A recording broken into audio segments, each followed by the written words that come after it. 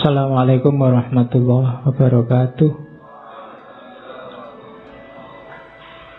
Tentang kebersihan jiwa. Yang jelek-jelek tolong jangan masuk. Yang pertama apa? Ambisi. Ambisi berarti mengikatkan kenyamananmu pada apa yang dikatakan atau dilakukan orang lain. Orang yang berambisi itu kan targetnya biasanya keluar dari dirinya. Kesuksesan yang bergantung pada orang lain. Kamu tidak akan ketemu apa yang kamu ambisikan. Hidup yang penuh ambisi tidak akan nyaman, karena bergantung pada yang di luar diri. Bersenang-senang berarti mengikatkan kenyamananmu pada sesuatu yang terjadi pada dirimu.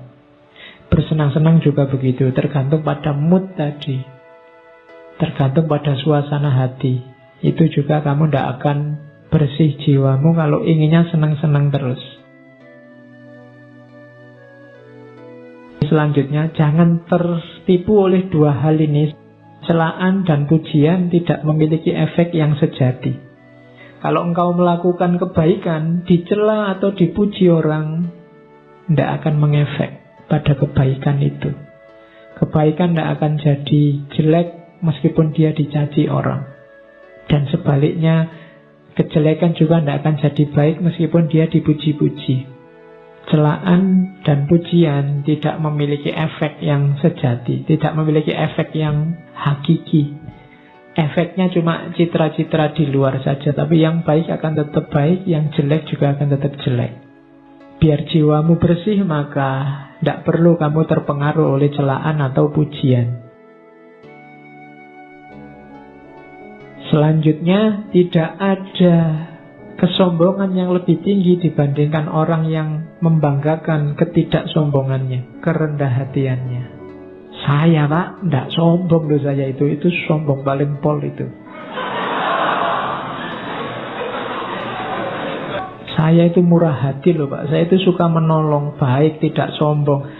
Rendah hati itu, kalau versinya Markus justru itu kesombongan yang paling tinggi. Menyombongkan kerendah hatian.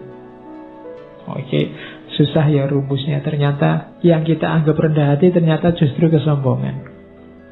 Kemudian jangan kotori jiwamu dengan kemarahan. Kenapa? Karena efeknya marah itu biasanya lebih dahsyat dibandingkan sebabnya marah. Kamu marah karena temenmu minjem motormu tidak pamit. Kemarahanmu kamu ungkapkan dalam bentuk apa? Itu biasanya efek dari kemarahan ini lebih dahsyat daripada sekedar motormu tadi nggak bisa kamu pakai karena dipinjam sebentar. Jadi hati-hati dengan kemarahan. Makanya ketika kamu tiba-tiba dilanda kemarahan, karena dapat tunjuknya dari hadis itu, kalau kamu pas berdiri duduklah, kalau pas duduk ya berbaringlah. Maksudnya apa? Jangan melakukan apa-apa dulu, karena kamu sedang gelap. Karena efeknya nanti pasti akan kamu sesali. Semua tindakan yang didasari oleh kemarahan akan kamu sesali. Bahkan lebih kamu sesali nanti dibandingkan sebabnya. Itu makanya balas dendam itu dilarang. Kenapa balas dendam itu? Kan karena orang marah ingin membalas. Itu biasanya balas dendam lebih dahsyat daripada sebabnya. Terus yang dibalas ingin balas lagi. Saling marah itu yang bikin peradaban kita gelap. Kamu dicaci maki orang, dibikinkan fitnah, dibikinkan hoak, kan terus kamu mangkel, terus kamu balas. Emangnya cuma lu yang bisa bikin hoak, aku juga bisa. Terus akhirnya podo rusak, jiwamu jadi tidak bersih. Terus ini juga rumus. Jangan anggap berharga apapun yang membuatmu mengingkari janji, membuatmu kehilangan harga diri, membuatmu membenci orang lain, mencurigai orang lain, mengutuk orang lain, membuatmu berlaku munafik, atau menginginkan sesuatu yang tidak ingin diketahui orang lain. Jangan anggap berharga itu maksudnya jangan diambil ini. Apapun yang membuatmu membenci orang lain, mending tidak usah kamu ambil. Membuatmu nantinya akan mengutuk-ngutuk orang lain, mending tidak usah kamu ambil.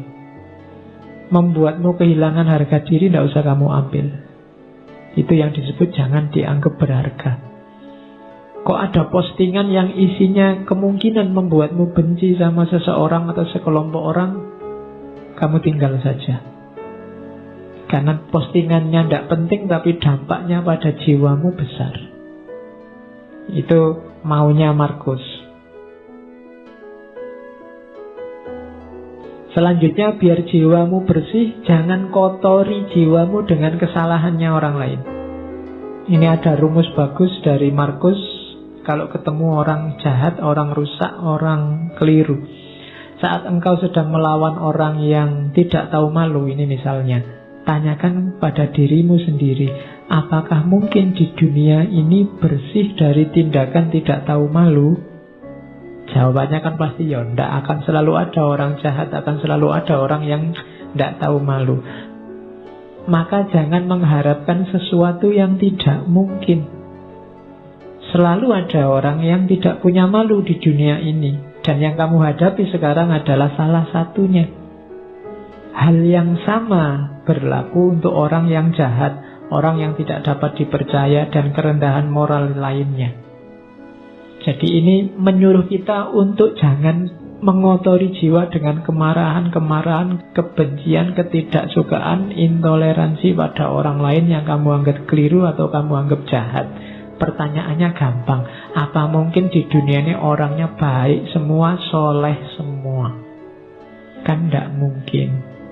Kalau kamu marah berarti kamu tidak terima kalau di dunia ini ada orang jelek, ada orang tidak baik. Kalau kamu tidak terima berarti kamu sedang melakukan sesuatu yang tidak masuk akal.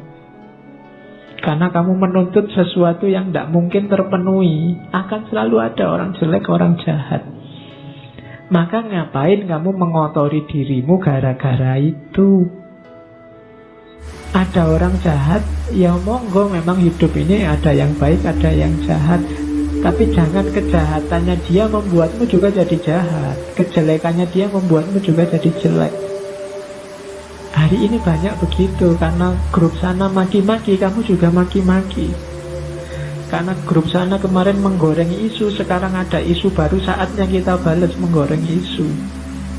Sama saja, itu berarti jiwa kita sama-sama kotor.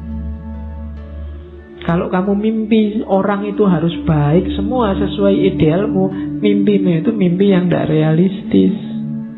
Tidak mungkin orang itu akan jadi baik semua. Kalau kamu tidak terima ada orang jahat, kamu menyusahkan dirimu sendiri. Akan ada selalu orang yang tidak baik. Maka bersihkan dirimu. Oke, saya kira itu. Saya akhiri sekian.